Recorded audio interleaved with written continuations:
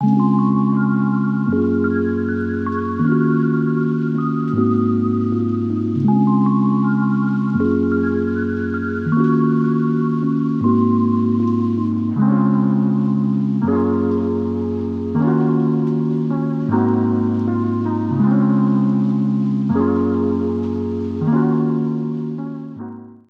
to Crushgasm, the podcast dedicated to the highs and lows of crushes. From their first to their worst, we're going to cover them all with a cascade of characters, including our guest today, the humblest duderino around, Chancy Grife, the greatest mind alive when it comes to music, movies, and history, who is here to talk not only about co-hosting Maniacal Music Musings with Jeremy Bryant, but also his wrestling crush on Dr. Britt Baker, DMD. Chancy, how are you?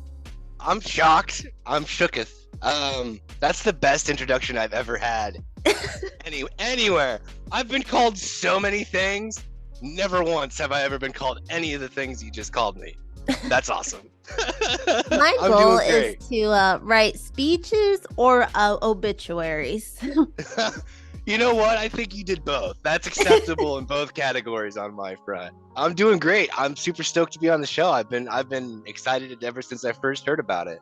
All right. Well, before we get started and talk about this crush, can you tell us where we find you and Maniacal Music Musings online? Yeah. So the best place to go would be YouTube and Spotify. It's both under Maniacal Music Musings. We have a Facebook group, but we can get to that later. And my personal stuff, all that's later. But the best way to actually find us would be YouTube and Spotify and all the places, because I think we're also on Apple. If you can just basically search Maniacal Music Musings, I'm sure you'll find one of our ugly mugs somewhere. So the regular places. All so the wherever places. You're listening to this, you're probably going to find Maniacal Music Musings. Yeah. That'd be pretty cool. Yeah. I mean, it'd be awesome if good pods like put us next to each other, like recommended. Like, okay. They should do that. So another little detour before we dig into the crush, because if we're talking about wrestling, I got to know your history with the sport and entertainment of it all, because you're a particular age where I think wrestling was, dare I say, the cream of the crop. So I have to ask, what initially drew you to the world of wrestling? Honestly, I kind of got, you're right. I did. I kind of came out of that hokey character based era from the 70s and 80s, that rock and wrestling era, kind of into the attitude era. So like for me, I think I can't even really, I think the fact that somebody came up against the WWE when they started TNT Monday Night Nitro. I watched the first Nitro, and it was Sting and Ric Flair that did the first match. And I mean, I'm a huge fan of both of them. So I was like, oh yeah, sold. I like this show already. But like, yeah, you're right. You're 100% right. It was the golden era. I mean, it was, I don't know why. I mean, they should refer to everything in that area, not as the attitude era, but like the best that it could have ever been. And speaking of characters, Sting and Ric Flair for a first match, two impeccable icons of the sport. So were they like two of your initial favorites, or did you have a couple others where you're like, I need the toys, the shirts, everything? No, I actually never collected the toys or the shirts. And fun fact, Ric Flair and Sting were the first and the last Monday Night Nitro matches that they ever did. And I've always been a huge fan of Ric Flair and Sting, especially when he did the crow gimmick when he was up in the in the rafters. Mm-hmm. I love that movie. That movie's always had a huge impact on my life, and then the graphic novel as well. But like, I was just like, wow, the fact of like, TNT, like Monday Night Nitro was everything that the WWE wasn't. Because for a while, it took a while for them to get the idea that they had to basically adapt or die. And you had Diamond Dallas Page, and Kevin Nash was already in the WWE's, Big Daddy Diesel and everything like that. So like I already kind of knew who he was. Scott Hall as Razor Ramon. Like, if you notice, I'm kind of always drifting more towards the bad guys. You like a villain? Well, I mean, they're the best. I mean, like Jake the Snake Roberts, Ric Flair, Scott Hall. Those three guys are probably, and Dusty Rhodes, but he wasn't always a heel. But those are like the best talkers ever. Villains always just have more fun too. It's really the truth. Exactly. The way like Jake the Snake Roberts, he's probably the epitome of perfect villainy, because like he would do things that were wrong, like when he slapped Miss Elizabeth when he fought the Macho Man back in the day, and then like that whole vignette. It's from a thing called This Tuesday in Texas, I believe, or Tuesday in Texas. I'm not sure what the specific name, but I know that it's Tuesday and it's Texas and it's awesome. Anytime somebody ever asks me why I watched wrestling, I make them watch that whole thing, because before the match, Jake the Snake Roberts, in his like low whispery voice, goes on this tangent that you can clearly tell is just made up on the spot. And then they go out and fight for 15, 20 minutes, and then they come back, and then he does it again. He's like gasping for air, he's covered in sweat, and he just comes up with this brilliant, I don't know, to wordplay off of your show, wordgasm. I'll have to ask my guy if he remembers that. But you did mention Miss Elizabeth, and that's he does happen in the '90s podcast, and his co-host. We always joke that's his wrestling girlfriend, and because female wrestlers of the past, they're not too drastically different from how they are now, but they were very '80s, like very '80s looking, or they were like China and Luna, where they were like these world wonders. Would you say like China and Luna were like sort of the two foundations that built what you would like in a female wrestler later in life? That's a wonderful question, because I loved Luna. I loved Luna and I loved China, each for their own special kind of thing. Like, I loved Luna's voice, even though it had to have been devastatingly just harsh on her poor vocal cords. But like the look, the gimmick, the whole thing, I was sold. And then, you got China, who essentially came in as Triple H's bodyguard. And it's like, okay, all right. And then after they did the boost run where she was winning and doing all this stuff, like, I believed in the run. It's one of those things. Like, I would have to say the combination between Luna, Vachon, China, also Alondra Blaze or Medusa, depending on where you saw her at. Oh no, they called her Woman, but she also when Macho Man and Miss Elizabeth broke up, she was his valet. She took over for Miss Elizabeth, and I can't remember her name to save my life. But they all kind of came together as an amalgamation of, like you said, kind of what I like or expect from any of my spectrum of female wrestling capacity, whether it's like Nyla Rose in WWE or AEW, or anybody, like, as we're gonna eventually talk about, Britt Baker. Abaddon is huge, because she's not a very well known wrestler in AEW, but she really harkens back to that Luna Vachon like vibe. It's like Luna Vachon and like Mankind had this weird love child, and it became Abaddon. She's great. Like, Abaddon. she crawls out like, if for her entrance, she crawls out on her hands and knees and like spits blood on the stage. It's like, all right, I'm sold. Creepy possessed lady. All right, that's cool. Whoa. Well, I was like talking to Stephanie Hardy. She runs like a wrestling podcast, and her crush was Gigi Dolan, someone else in the AEW. I was noticing when I was talking to her and researching that it seems like female wrestlers are doing so much more than back in the day, like getting a lot more respect for their athleticism than just being in like a random bra and panty match.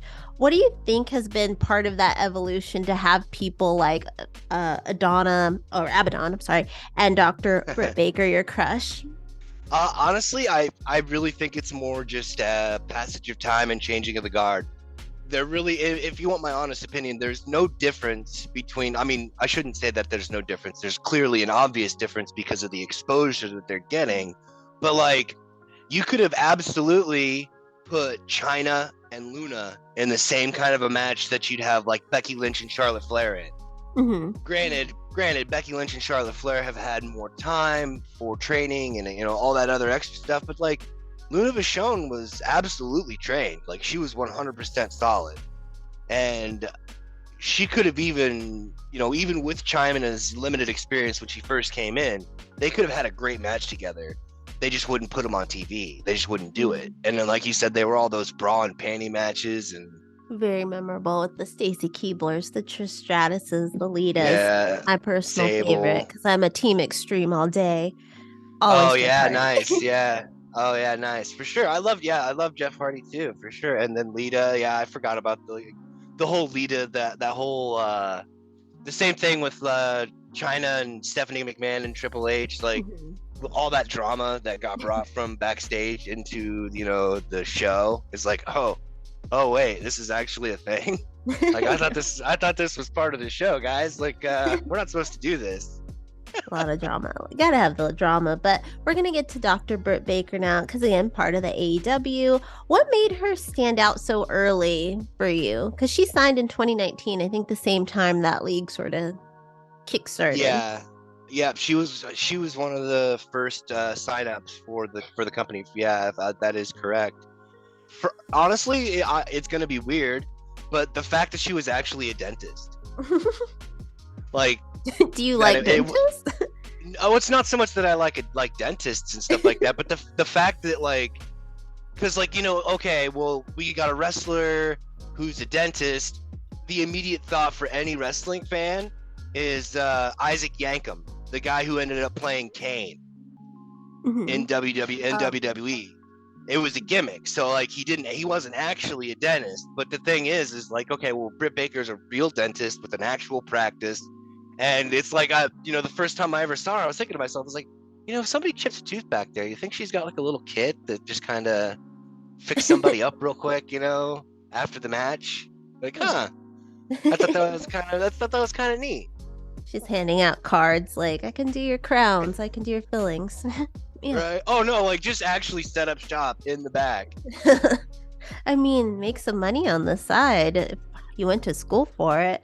But I was researching her. I like to learn about, the crushes, of course, and she was a fan before she even signed up. Do you think having Yep. that basis as a fan of wrestling makes you a better wrestler? I don't necessarily think that it would make you a better wrestler, but it will definitely. I would say it cushions the blow of every fall that you take. I used to do like stupid backyard wrestling with my friends and stuff. So like being power bombed out of a hayloft, like almost 2 stories onto nothing but like cardboard boxes, it hurts a lot.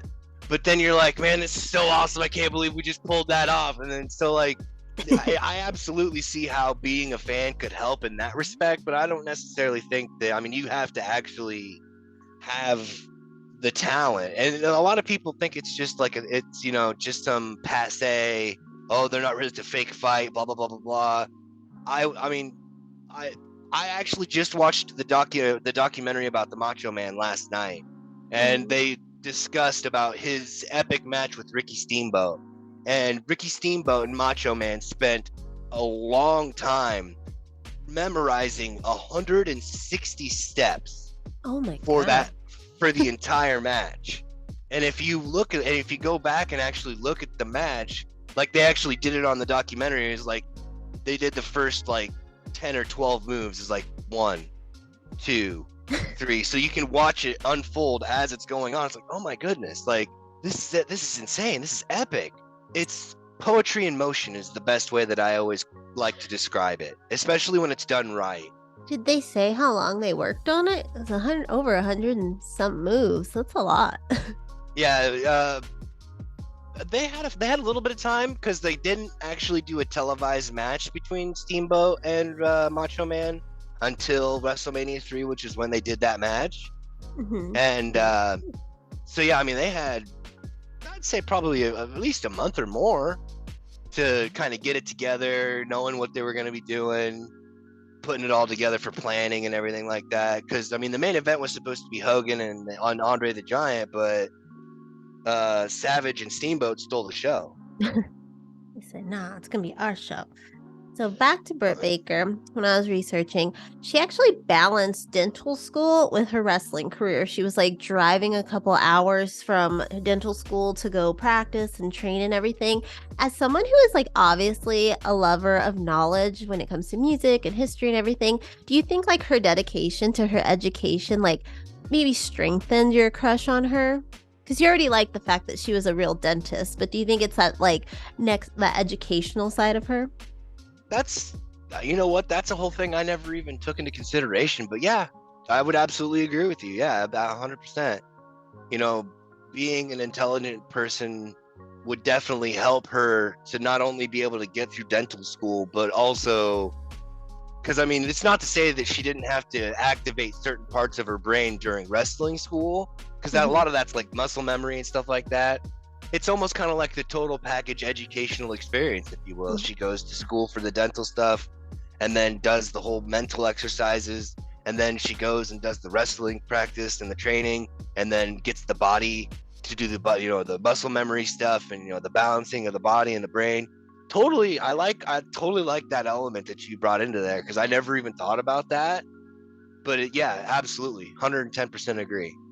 You never thought about it, but thinking back, have you always leaned towards the more educated crushes growing up? Like, were you the kid in class that was like, man, she got all straight A's? That's hot. Yes and no, because I mean, I was always interested in I've always been interested in people. That's like a flat baseline thing for me. Like I just I like finding out what makes people tick, how their brains work. So then in turn, like being in school, I wasn't very popular, so I was able to kind of like admire from afar and kind of see people in their natural habitat, so to speak. So like I had a certain streak of vanity. So like you had your pretty girls and your smart girls and your smart pretty girls, this, that, and the other. No shame in any capacity. Like I prefer someone to be interesting rather than either pretty or smart. But if I can get either or, Yeah. as far as like in a conversation, I'm stoked. That's good. Yeah, I agree. But looking back at like sometimes your middle school crushes, you thought they were like so cute. And then you look back and you're like, what was I thinking? Oh my God. They were not cute at all. now that you brought this up, my school crush, who I was just enamored, like head over heels crush with this girl who shall remain nameless. She actually is a physician's assistant. She's actually like, so it's like the connections are now, the wires are getting connected. Like Kendra, I think you struck something here. This is a therapy session. That's why I get people on. Isn't that weird that I always find it weird that we'll talk about crushes, but when it comes to a certain age, like that middle school, maybe like a little into high school, we still won't say who they are. I've written about my crush from those years, but I won't name them. But if you went to school with me, you can put the pieces together. But it's kind of like I'm almost 40 and I'm still so terrified they're gonna find out I like them. I like them once upon a time. Oh yeah, for me it's not so much of that, because like I'm sure that she knew or knows, like knew it at the time and probably still knows about the whole past tense thing. It's more so of the fact that like I live in such a small community that even having given you the information I already gave you, if anybody from my local area listened to it, they'd be like, oh, I know exactly who he's talking about. Yeah, that's true. Yeah, that's the same thing. I grew up and it's pretty tight knit. We were when you're in like the honors class, you're kind of with the same kids every year. So it's like obviously you're gonna narrow it down to what boy it was. Oh, for sure. I've written extensively about when he dated that other girl. I'm still mad about it, even though like today, again, we're friends on Facebook. I've seen his life. Not a life I would want, but good for him, Oh yeah? Well, hey, you kind of dodged a bullet. I never wanted the whole family thing. And that's what he is. He's a very amazing father and husband to, his wife and kids, but that's not what I wanted. At least it's in the positive spectrum. At least you're not looking at it like, wow, I can't believe I missed out on that train wreck. No.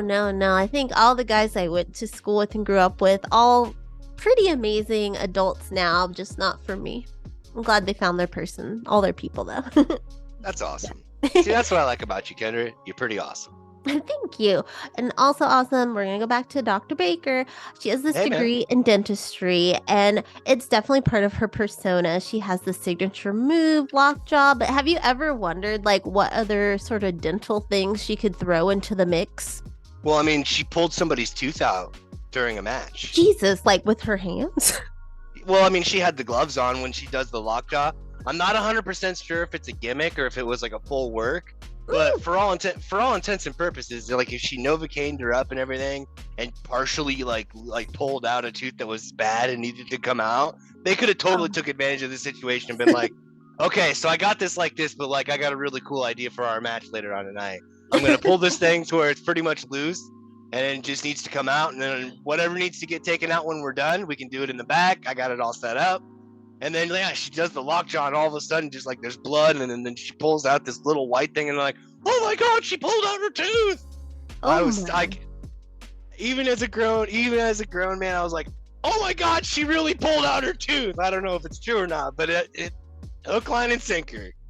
Oh my God, PTSD to when I was little, and you had that one loose tooth that you let hang on by a thread because you're like, no, it's gonna hurt too much. Don't touch me, Mom. Oh no, I've had enough experience in dentistry. I've got like a honorary degree. I had a undiagnosed stomach issue where I would just get sick all the time, and getting sick wears down your teeth, means you got to go to the dentist, means you got to have a lot of painful work done. So they're like, you're really, like, every time I go, they're like, you're really good at this. Like, you're really good about it. Like, yeah, I've been here. And then I'm listening to them talk, and I'm like, oh, yeah. And they're like, how do you understand what we're talking about? Oh, I've got an honorary degree. I've got a BA and BS. That's another reason you probably gravitated towards somebody who has like dentistry in their wheelhouse. Right. You're like, get if the you hook meet up. her, you could probably like talk about that with her instead of wrestling or talk about dentistry. Right. That's definitely would have something extra to talk about for sure. I think just don't walk up to her with your mouth like wide open, having her look at some crowns or anything. Oh, absolutely not. Absolutely not. She's like, Jesus Christ. So, all right. We talked about China and Luna, and obviously Dr. Baker, but we also talked about Abaddon, and you said she kind of comes out on all fours. She's spitting out blood, but when I look at Britt Baker, I think of more Girl Next Door. Do you think there's like this balance of who you like now as an adult, that educated but also a little spooktacular? Oh no, there's a whole circumstance. I was kind of waiting on this one because I wasn't sure if I was going to tell the story, but now that you've connected the bridge, I really can kind of bring it up. There was a specific match. I don't remember which one. I don't remember who she was with, but Britt Baker broke her nose during the match, and it was a gusher. And she was, I think it was Thunder Rosa. You're right. My roommate. Bless my roommate, making food in the other room. He's like, I think it was Thunder Rosa. Like, thanks, bro. Thanks, dude. But she's like her face is covered in blood. And there's this hard zoom in on the camera, and they always kind of say, especially when like fighting or wrestling, but like when the blood flows and you taste your own blood, you really kind of see the real person on the inside, whether they panic, whether they get angry, whatever. She just knew she had the wherewithal after having busted her nose and blood's going everywhere. Most people would panic. She has the wherewithal to know what's going on in the situation, look directly into the camera, and give this smile. And I was like, sold to the man with gray in his hair. So you like it a little dark, it seems. Well, yeah. I mean, yeah, it's kind of a thing. I mean, it's I that grew cold up. chamber in you.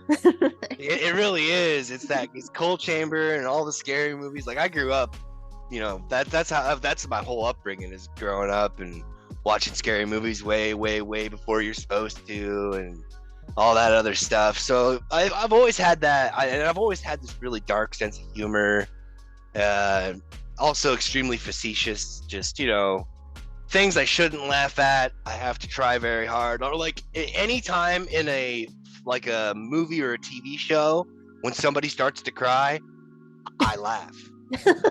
because it just looks ridiculous because it's fake. Now, if somebody's like actually crying, Mm-hmm. then it's kind of like, oh man, this is awkward. I'm not gonna laugh at this. This is not okay. But I like when totally they're get on that. like on the Law and Order episodes, they're like, oh, we're sorry, but we found her, blah blah blah blah blah. And they're all like, ah! It's so over the top and ridiculous. It's just like, all right, yep, that's funny. I can't help it any longer. But yes, I've always drifted towards the darkness, like Bane, like that whole Bane speech. You just You made know, it I up for the think dog. we talked about growing up in the golden age of wrestling, but I also think it's a are you millennial? I'm gonna say you're probably a millennial. I also call it's the South Park generation. We were Yep, raised on Cartman being. We also had Bart Simpson, but I think being yep. raised with South Park and our parents just not caring what we watched definitely makes you a little darker in personality. I cry. I'm a very big crier of movies. I don't cry at people, but being awkward around people really crying, yeah, I feel you on that. I'm like, please stop. Yeah, yeah. For me, it's a combination of please stop, and it's like, oh God, please don't let something happen like a snot bubble or some weird thing where I start laughing, because like I'm always on Yeah. the precipice of laughter, but it's like this is not appropriate. You can't laugh. This is not appropriate. Like I'm the kind of friend where when you fall down, I'm hysterically laughing at Yes. you while asking you if you're okay. Yes. Like, oh my God, are you okay? Are you all right? I think back to my husband. He had cancer a few years, like Oh my 6 years ago. goodness. He's good. He's good. Okay. Yeah, he's I fine. was We like, laugh about whoa, it whoa. now. I was like, where are we going, Kendra? Hold on here. No, I mean today, if he does something I don't like, I'm like, that's what gave you cancer. He's totally cool now.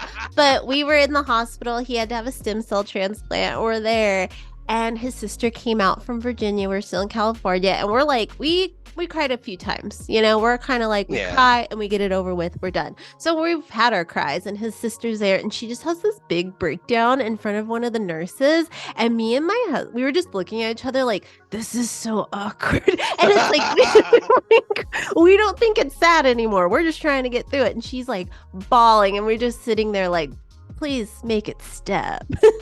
Today we Can somebody give her something real quick? She needs to, a mood stabilizer. So, before we move on and talk about all things podcasting, we are gonna do our portion where we dive into our imaginations, and you're gonna get in the ring with Dr. Britt Baker here. What do you think your life would be like if you were with her today? If somehow you met and you hit things off with your dental conversation. Well, like an actual, like a we met and it's like this could be a thing kind of thing. Yeah, sparks flew. You're dating now. Ooh. I would assume it'd probably be pretty close to normal, as far as normal as what normal could be. Because I mean, you'd get the ability for her to go travel and do the thing for the wrestling, and then as a fan of wrestling, I'd be able to, if I wanted to go behind the scenes, I could meet some of my heroes, but not exploit that at the same time. So I could be very like when they were in the local area, I'd kind of go back and say hi to people and stuff like that. But I would allow the travel to, like the old saying goes, absence makes the heart grow fonder. Mm-hmm. So I mean, honestly, it'd be kind of like I would treat it as about as normal every day as I could, and honestly just be like, okay, how did I score this? Okay, she's way so far out of my league.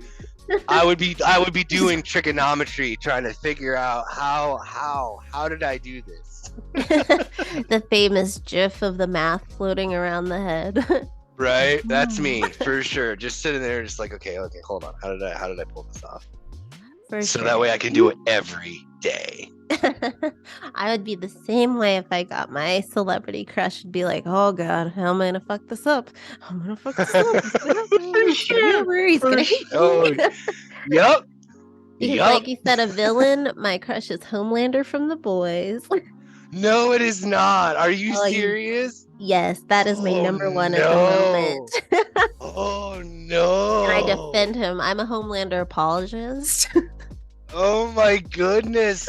I was gonna ask. I'm so glad you told me, but at the same time, that says so much about you, Kendra. I honestly, it started with he has that Zach Morris blonde hair. It's that bleach blonde. I know it's not real. He's just so good at being bad. Yeah, yeah, yeah. My Oh husband's the God. opposite. Like I'm everything you watch or take in with me, you have to have a crush on it or you boyfriend or girlfriend in it. And for him, he wanted Butcher. That's his guy. So we're opposites. Wait, Butcher? Like the Butcher and the Blade? Like Butcher in The Boys. Oh, I got you. Yeah, Butcher's cool. Yeah, Butcher's totally cool. I would hang out with Butcher in a heartbeat. Yeah, Uh, Frenchie tied for our number 2, but for our number 1, yeah, Butcher. dude, Frenchie's solid. I don't know. I'd definitely hang out with both Butcher and Frenchie. I think Like we both love MM too. yeah, I mean that's valid, but I don't know. Me personally, I would probably be able to hang out with both Frenchie and Butch at the same time. Yeah. Like that'd be how to be like, all right, Frenchie, what's going on? What do you come up with this week? They would be a fun group to hang out with, but I'd still go over to Homelander in the end. See, you'd be that double agent. Oh, yeah, I would probably just be like, yeah, whatever you say, Homelander. Like, follow Like, Black Noir status. Yeah, this is their plan. This is their plan. This is what we're planning on doing. You know. So enough of my villainous crush. We're gonna move on and talk about your podcasting, and I'm gonna get it right, Maniacal Music Musings, which you and Jeremy, who came through to talk about his TGIF crush on DJ Tanner, y'all kicked that show off like last June, so about it over a year now. What sort of like led to that development? Were you two like, oh hey, because you guys weren't strangers to podcasting, so what made you guys connect on this? Well, we connected on an alternate show, Bracket Bastards, and it was just kind of one of those things where I think Jeremy noticed over the course of episodes that we have kind of a similar personality traits, like sense of humor wise and stuff like that, and then he knows that I've always got something clever to say if I need to, and we both have this extensive knowledge in music in such different directions. So like between Jeremy and myself and whatever potential guests we bring on, we almost have the whole spectrum covered, which I've always thought that was really neat. But yeah, that's pretty much kind of how it really was. Just kind of like he asked me, he was like, hey man, you want to get a show started up together? I was like, yeah. Why don't we do kind of like we could do a music thing? He's like, yeah, music thing. Let's do something. Yeah, that's cool. And then we just kind of started doing it. And where does your extensive knowledge and love of music come from? Like, were you a musician ever? I know, like, of that age with the Korn, the Limp Bizkits, the Coal Chambers, a lot of dudes in my school were like, I got a bass now. I got a guitar. Let's do this. See, I was a very late bloomer when it came to playing an instrument. I was in choir for 10 years up until about my sophomore year in high school. So like I said, I had that undiagnosed stomach issue, but like it made me really, really sick. Like I couldn't do anything. And this was probably like 15 years ago, almost now at this point. So I basically trained up my dog because we had just got a dog, me and my ex-girlfriend at the time. And then I started self-teaching myself how to play guitar. And the only reason I ever even did that was because, you know, as someone who is in vocal and choir, I don't like to call myself a vocalist because that just seems very cliche. But like as a person who was in choir and sings and stuff, I only wanted to be able to kind of show an actual guitar player what I heard in my head. So like I would kind of sit there and fiddle with a guitar, just trying to figure it out, learning the notes and everything. And then it just kind of evolved from there. We're like, oh, I can actually kind of play a little bit. And then, but the music thing for me, I mean, it's been since childhood, really. Like as a very young child, I was into classical music, like, you know, Beethoven, Bach, Mozart, you know, Paganini. Paganini's probably one of my favorites. And then my mother, her little sister, she lived right down the street from us. So she brought me over to have her babysit me one day when she went to work. And she had one of those like cabinet record player kind of things, like one of those top of the line in 1980 something or other. And she was she was listening to Black Sabbath, and I was just, I'm not sure if you're Badass familiar with the tune. babysitter. Okay. Oh yeah, my aunt was. Oh, it's so funny too, because like I learned how to play all the songs that I listened for the first time with her, so I could play it for her. It's kind of like a look at me, look at me. Aw. And then as soon as I learned how to play it, she found religion and was like, she Oh. burnt all of it. Oh, she burnt all of the records and was like, don't play that in front of me. It's like, but I learned this for you. Oh my god. But We no. both grew up very shameless, and we have aunts that were like rebels that found Jesus. Yup, for Connection. sure. And then, like I said, I'm not sure if you're aware of that song, but it starts off with a sample of Rainfall, and Okay. then it just immediately breaks into it's three notes. They call it the Devil's Trio, and that's basically it just starts off with these three notes. It just goes bomb bomb, and then he does like this rapid hammer on pull off where it goes like a it's like those three notes in succession, and then all of a sudden like you hear the drums come in that dum dum dum dum, and you're just like, what is happening right now? All I've ever heard is Mozart. What is this? And then my dad got me into like Motown, and my mom was into like the 60s and 70s classic rock, and then you got the 80s, because like I was born in 85, so like I'm 4 or 5 years old, and they're doing the top 100 MTV videos of all time, so like I'm getting this massive education of music in a very, very short period of time. And then after having heard having heard Black Sabbath and Iron Maiden, I guess you could say, but it was specifically Black Sabbath that caught my attention the first time.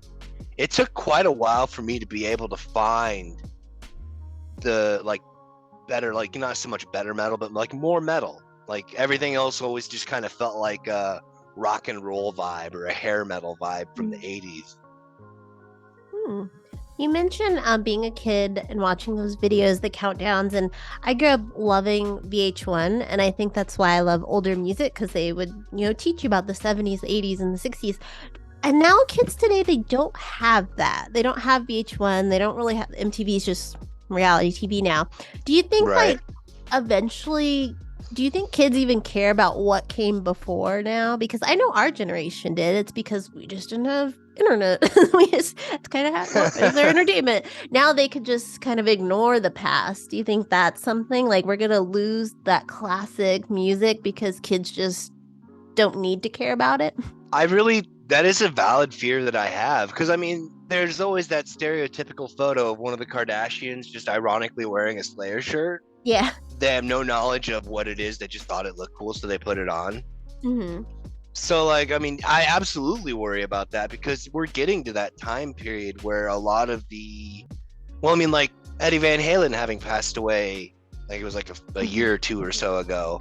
Mm-hmm. And like all these extremely talented musicians, like Ronnie James Dio having passed, like all these people that are going, there's really no, like the vacuum is just getting bigger and bigger and bigger. And there are talented artists that are emerging, that are out now, but like you said, it's just like nobody cares about what came before. It's always about the next big thing. Mm-hmm. And eventually what's going to happen is it's going to be physically impossible for people to play music. They're going to have to, it's all going to be electronic. They're going to have to break it down using a computer editing program, because it'll be physically impossible to play what they're trying to create on stage. Kind of like Dragon Force by Through the Fire and Flames by Dragon Force. That's a song that they do play live, but it's very difficult for them to get done live because they all have to be so coordinated. And there's there's at least one video that I know of where one of the guitar players, every time they play it, he always breaks a string, because it's one of those things where it's a great song for the studio, but doing it live, it's extremely difficult, because you got three different people playing guitar parts that have to be on the spot synchronized, and Yeah, absolutely. Like it's just it. I think everybody's trying to figure out what's next that nobody cares to think about. But I have to say there is I can't say that with 100% wholeheartedness because rap and R&B do an extremely good job of keeping a hold of the old things that like for sampling on songs. True. Same thing with like industrial metal and other types of rock that use specific samples. I'm a sucker for a sample, by the way. Huge sucker for a Must love sample. Puff Daddy. So for me, it's kind of like Thunder Kiss 65 by White Zombie. Not sure if you're aware of that song either or not. So like, without breaking it down and getting boring into it, they kind of work it out where they use a sample from an old movie, and then they're basically just playing these chords like dun dun, and the whole time that part's going on, there's this audio clip from a movie that says, I don't try anything. I just do it. And as soon as the end of that sentence hits, somebody hits this hard just E chord, which is just like bong. And then before they do this little thing, like an extra couple notes, it goes, wanna try me? Dum dum bong. And it's just like, oh my God. That was another mind-blowing experience for me. Because like first you got, Black Sabbath, and then there's that Thunder Kiss 65 moment where was like thinking, you can take stuff from other stuff and put it in with stuff. It's stuff. It's very much on Instagram. They have like, was it Midwest emo, where they just play these kind of emo tracks over monologues or parts from like famous scenes from TV and movie, like The Office always, and Parks and Rec. It's really interesting. I love emo music, so I really want this guy on Instagram, TikTok to make a record. I think they're so good. Really? I mean, I kind of was. I grew up just outside of that window. Yeah, so did my husband. He's 4 years older than me, so he's always like, wait, what? And I'm like, well, I guess you wouldn't have liked My Chemical Romance if you were like a bit older. I could see that, because even now I look back at them like, that was embarrassing. See, I actually didn't like My Chemical Romance until I grew up and got a little bit older. Like when they came out, I was in high school when they like really hit the scene with like, the Black Parade and Helena. But like I'm very, when it comes to like being, when it comes to music, there's certain things that if like that will just instantly turn me off to a song. Like there's an old rock song, classic rock, called The Winds Change. And okay, so that song. So in the chorus, when he sings "Take Me," the 2 words "Take Me," the way he sings it, it's extremely nasally. It just shuts me down right there. The moment he's all "Take Me," I'm like, done, shut it down. You probably do not like a lot of pop punk then. Very nasal. Yeah, I mean, it if they can make it work, that's one thing. But like, like if you're singing and you're doing good melodics, and then all of a sudden you go into this thing and it's just this hard nasal turn, you're like, hold on, you just did great 10 seconds ago. There's no change from this to this. Why are we all of a sudden in this little valley of the shadow of your nose? Like, what's happening here? Yeah, I can see that. Everyone's got their quirks when it comes to music. I don't know what I don't like, but I know what I like, I'm a lyricist. It's gotta be good lyrics. That's my yeah. See, that's funny. See, I'm kind of the same way. That's why one of my favorite bands is Dog Fashion Disco. They have a lot of interesting lyrics in their songs. There's a lot of bands out there where you don't quite understand how intricate and important their lyrics are. Like a heavy metal band called Job for a Cowboy. You can't understand what they're saying, but when you read the actual lyrics of what they're, because like as a metal fan, I can admit there are certain times where you can't understand what they're saying, but that's almost kind of by design. But when you read the lyrics, it's like, oh my God, this is so profound. Like there's like, I can't remember the name of the song specifically, but it talks about like conformity and how people are so inclined to just fall in unquestioningly, like sheep being led to the slaughter, and et cetera, et cetera. And it's just like, when you're listening to the song, you don't catch any of that because it's this guy just contorting his voice to make these sounds to become an instrument of himself, if you will, or their selves. Because I mean, there's exquisite female singers in metal bands. Like I Wrestled a Bear once. Oh, Love yeah. that band. Oh yes. I would walk at Warped Tour because they always got that one stage that is like classic Hot Topic. Yeah, I remember Tastes Like Kevin Bacon's probably my favorite song by them. That is an amazing. I like all these names like Dog Fashion Disco, Job for a Cowboy. Well, yeah, like so I Wrestled a Bear Once is the name. The Tastes Like Kevin Bacon's the song by not Job for a Cowboy, but I Wrestled a Bear Once. And it's always one of those things where like I'll play that song and then she starts going into it, and within the first 10 seconds she goes from high shrills to low gutturals. And I'll play the song and then I'll get about 30 seconds in and I'll be like, it's a girl, right? And they're like, what? It's like, yeah, dude, she's awesome. She's awesome. And she's just like little tiny, she's so small, so dainty. You'd think that you just wouldn't think nothing, and all of a sudden it's just like, and it's like, oh my God. Like, okay, I'm listening. Guttural growl. Oh, it's everything. But well, from the classical music you kicked off with to the guttural screams of "I Wrestled a Bear Once," you have a lot of diversity on your Spotify. But doing the show, have you found or discovered any favorite new artists or albums that you might not have listened to otherwise? That's a really good question. Yes.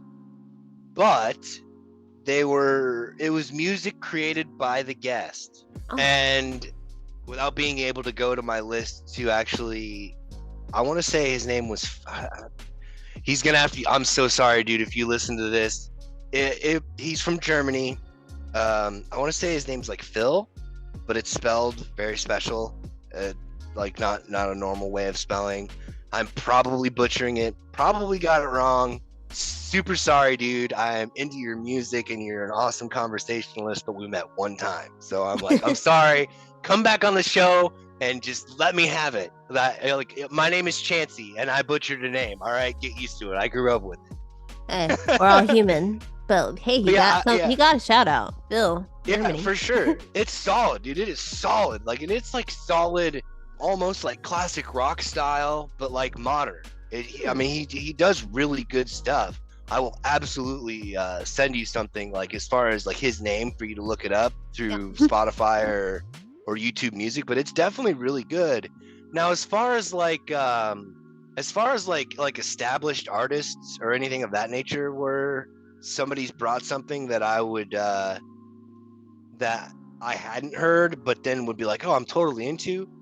There have been a few times where that's happened, but it's it's not so much rare in the sense that I either they bring something I'm already aware of, or it's an extremely niche, however you want to pronounce it, sound. Jeremy always brings these bands from Europe that have super heavy metal guitars and then operatic melodic singers, and they while they do have the capacity to be extremely cool in some of their stuff, at the same time it's these don't match, these don't belong, this doesn't belong here. I almost, it's almost I can't allow myself to relax enough to take it in as it's supposed to be digested, because I'm so busy analyzing what's happening. There is operatic singing and heavy metal music going on right now, and I don't know how to feel about it. And also, you probably listened to more albums in the past year doing this show than I have in my life. So I want to know, what do you think makes a track worthy of being the opening track on a record? What makes that perfect opening track? Wow, that's a really good question. And also very difficult to answer, because like you said, I have an extremely diverse playlist for my Spotify and my YouTube Music and everything like that. I would say, as far as an opening song, it depends on what the intended idea of the actual album was supposed to be. But like, I guess for me, I could better answer it in the context of individual song work. Like Power Man 5000, since we were talking about the back in the days with the other bands. Mm-hmm. They have a song called 20 Miles to Texas. I think it's just called 20 Miles to Texas. But it starts off with this really honky tonk, like guitar clean, it's like beep, beep, beep, beep, just really kind of lulls you into this false sense of security. And then all of a sudden it just slaps you upside the head with a heavy chords like ba-dum, ba-dum, ba-dum. You're like, whoa, wait a minute, hold on, wait a minute. Stuff like that, it's something that's ear catching, whether it be through like a sample or change in tempo, change in pitch. There's so many variables that would go into be something that would be specific for me to be like, oh hey, this is a great opener idea. Like for me, I'm a big fan of albums that it's hard for it to do. It's hard to do with now because everything's all digital. And it was really hard to do with certain CDs as well. But I love albums that can flow seamlessly. Mm-hmm. So like case in point is a band from Minneapolis. I believe they came out of Minneapolis, Minnesota, called American Head Charge. They're an industrial metal band. I don't believe they're together anymore. But their album called The War of Art is if I bought the album, like the vinyl, so that way I could put it on and have it play as it's supposed to, because every song has a connecting piece that's all done digitally. Like they use a lot of effects and stuff, like MIDI boards and keyboards and stuff like that. So they'll do a song and then they'll end this part of a song with a certain thing that kind of transitions over, and it's almost like an audible cue for them to be like, okay, we just finished this song, Jimmy's over there doing the thing, we got to get ready for this song, and this is how it transitions. Because like they'll go from having like a keyboard being all like boo, bee, bee, like all clean and pretty, like, and then all of a sudden it's like bam, and you're just like, whoa. Whoa. I like all the musical moments you're putting in. Like, I mean, it's the only way. It's really like, it's one of the biggest curses of having anything to do with music, is trying to explain it without doing that. You have to do it. Otherwise you can't call yourself a fan of music. If you're not trying to explain what it sounds like so they get it, without just being like, hey, listen to the song, you're not even trying. Well, we're gonna keep the music talk going and doing a speed round about all things music. So let's do it. All right, your favorite album to listen to when you're mad? I actually haven't done that in so long. Like I don't go, like, it's not like for me, well, like you said, in the past year I've listened to more albums than even I had listened to in my entire life. So like when I was younger, back in my wily days, if a lot of people, like, how small towns are, you got your small town rivalries, and then there's like they all live like, we're gonna fight, and all my friends are listening to heavy metal to get pumped up, and I'm calm. It's calming me down. And they're like, Chancy, why aren't you getting into it? We're gonna go get in this fight. And it's like, I can't do it, man. This is music. This is my music. It's good music. And they're like, well, what do you want to listen to? Give me some country music, man. I'm gonna get real mad real quick. Oh, you go the opposite. All right. Okay. Yeah, like, it's like, if you want to make me mad, if music's gonna illustrate an emotion out of me, then yeah, like, we're talking. It's usually probably what you're not going to expect, like either old school country like Hank Williams Sr. or like polka. Oh my God, you play polka? Nah, that's a nuclear melt. That's like Chernobyl. That's like just instant Chernobyl. I hear polka, I want to leave, or I'm just going to start windmill punching people. He said, I'm gonna get polka hit.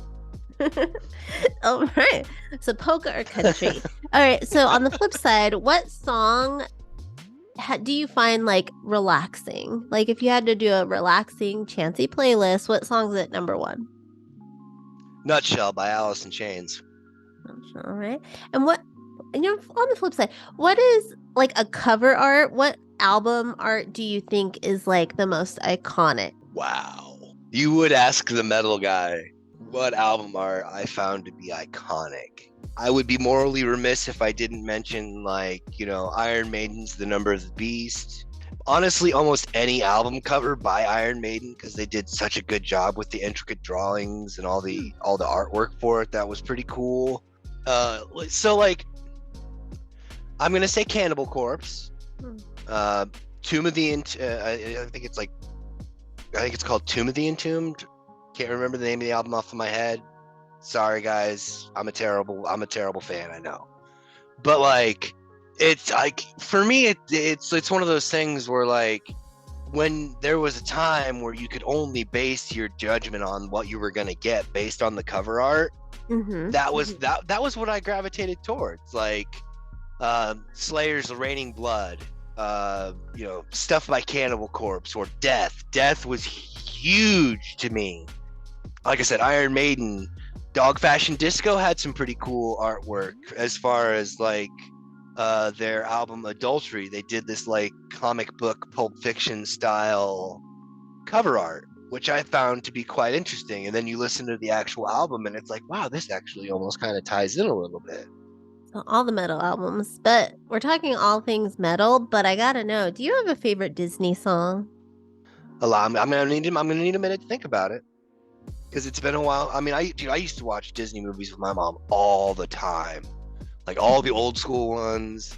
Some of the new school stuff, like, I kind of dropped off. Like, I think the last one I could remember having watched is like Moana. Yeah, for sure, definitely good. Disney song, Portobello Road, from Bed Knobs and Broomsticks. You went kind of deep cut. Yeah, when you said Disney, I was like, do I pull the trigger? Am I gonna do this? And then I was like, I know there are people out there, we have mutual friends, that if they listen to it and you said Disney and I didn't bring up Bed Knobs and Broomsticks, they'd be like, what a poser. Because I always just would go on about how awesome Bed Knobs and Broomsticks was, because it's probably one of the greatest old school Disney movies of all time. So the last one in speed round, an album that you wish you could hear live from front to back. Can I just? I can't. Normally, I would just say yes, because there's so many from so many different genres. Like, I would love to hear in some circumstances that dream's already kind of come true for me. Not the whole album, but the tracks that counted. Like Dog Fashion Disco's original version of, because they did a remaster not too long ago. The original version of Committed to a Brighter Future. They played the first like 5 or 7 songs in a row off of that album. And I wasn't a big fan of that album until I heard it live, and I was like, oh my God, this is awesome. The War of Art, like I said, by American Head Charge. That's one I would love to hear. Unfortunately, the bassist, Chad, passed away, so we can't get that glorious sound anymore. That would be another one that would be exquisite to listen to front to back, because there's just, like I said, it doesn't stop. It doesn't give you the opportunity to take a breath. Death, Chuck Schuldiner is probably one of the most underrated and greatest influences of a music, not only a musical genre, but just music in general, because of just what he did. Like, everybody talks about death metal. There's like 2 bands other than his band that were kind of doing that thing, and Death got popular, and it just kind of took over the name of the genre. I think the name of the album is like The Essence of Perseverance. That's like going back to what I was talking about, like with the prolific lyrics. Like, there's a song off of that album called Scavenger of Human Sorrow, and it's a song about, well, when you listen to it, it doesn't sound like what it's about, but it was inspired by Chuck Schudlinger, the lead guitarist, lead singer, being in a fight with the record label, the production studio, the people that were behind the scenes doing the thing. Mm-hmm. And the first line or the first verse of that song is, "What pain will it take to satisfy your sick appetite? Go in for the kill."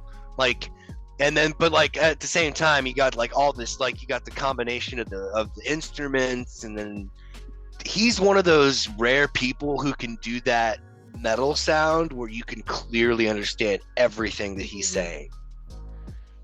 And it's just, and I actually you can look it up, and it's one of those things where he sounds the same live as he does on the record. Those things are also really important to me as far as stuff I'm like, it's all great and grand if you're going to do something in the studio and make something, but if you can't actually do it, then you should just never take it out and tour with it, or just tour in general. Like, I don't know, I'm kind of like I don't want to call myself a purist, but like, it's just one of those things where like I'm very persnickety. Yeah, I'm I get that. a persnickety old man. It happens. I mean, you hit a certain age and it's like, oh God, why can't they just do it this way? Right? We're gonna go from the poetry in motion, from wrestling to the poetry in metal. You just are all poetic here today. So as the summer rolls on, what can we expect on Maniacal Music Musings? Well, actually, tonight we're actually doing, for, since Jeremy's been he's got like a surprise bracket for the actual day of my birthday. It happens to fall on a Saturday. Ooh. And tonight we're actually doing a dog fashion disco bracket. And we're gonna be, I know that's gonna, and then I know Tuesday we got a repeat guest, CJ Plain. I'm curious to see what he brings. And that's another thing too, that's like a little bit of behind the scenes kind of thing. A lot of it is like hard cramming, because like if we're not, like, if outside of dealing with people that we know, like you guys, like, like all the people, like all of our mutual friends from podcasting and stuff, when we get like when we get a random guest in, they usually don't give us their album until like Sunday. Oh. So we have to listen to 3 whole albums by Tuesday. So it's like, oh, there's times where it's like 3:30 in the morning on Tuesday morning. Oh. And I'm like, I gotta finish this. I gotta get this thing out. I gotta get my top 5. Well, before we go, can you tell us where we find you and Maniacal Music Musings online? On Spotify every Friday, which I think this will be either next Friday or Friday after next. I always mention both the video and the audio version, because in the audio version for the podcast, Jeremy will loop in samples of the music, like 30-second cell phone ring clips, so that way we don't get copyright hit. Yeah. So that way, you can get an idea of what we're talking about and what we're listening to, and it just gives the audience the ability to kind of decide for themselves whether they want to kind of dive in deeper and give it a listen for themselves. But the locations to find it are, like I said, YouTube for the video and audio, Spotify for strictly the audio. Tuesdays, every Tuesday we go live. On Friday it'll drop. Anywhere you find a podcast, you can look us up. It's the Facebook page is Paranormal the New Normal / Maniacal Music Musings podcasts. Name change coming soon. I gotta say that, otherwise Jeremy will fine me $50. But yeah, that's the best place to find the show. It really is. As far as me personally, I'd say YouTube, because I just love looking at the faces Jeremy makes when I bring something crazy to the show. So YouTube for the faces, Spotify if you are not a visual person. Yeah, if Stevie Wonder happens to catch the show one day, listen to Spotify. Well, there is that conspiracy theory that he is. I have heard that. I've heard that. You know, it's funny. It's funny. You know, that's a joke, right? Like he specifically messes with people. Yeah. I've seen the I mean, I would too. I totally would too. That's exactly what I'd do. I'd be like, all right, show me how far it is to the edge of the stage. And then I'd just start walking around.